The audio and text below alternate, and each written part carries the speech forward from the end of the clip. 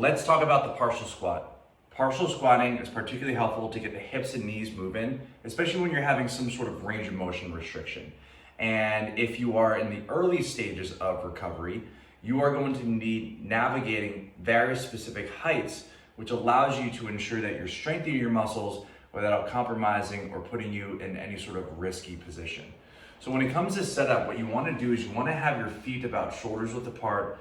You can turn your feet out a little bit, but the key is to ensure that your thighs are tracking in line with the inner edge of your foot. So if my feet are turned out, my knees are going to track out as well. If my feet are facing forward, my knees are going to track forward. The goal is to also ensure that our shin stays vertical and that the knees do not track forward. So from here, you're going to position your feet about shoulders width apart, turn those feet out as you need to.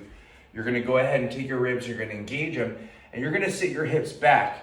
As you sit your hips back, as you can see, my torso leans forward. That allows me to get my hips active a little bit more as compared to trying to keep my chest up and have those knees drift forward. So it's going to be abs tight, bend the knees, sit the hips back. You get to your desired depth, and then you're going to go ahead and stand back up, making sure that you're squeezing your butt at the top.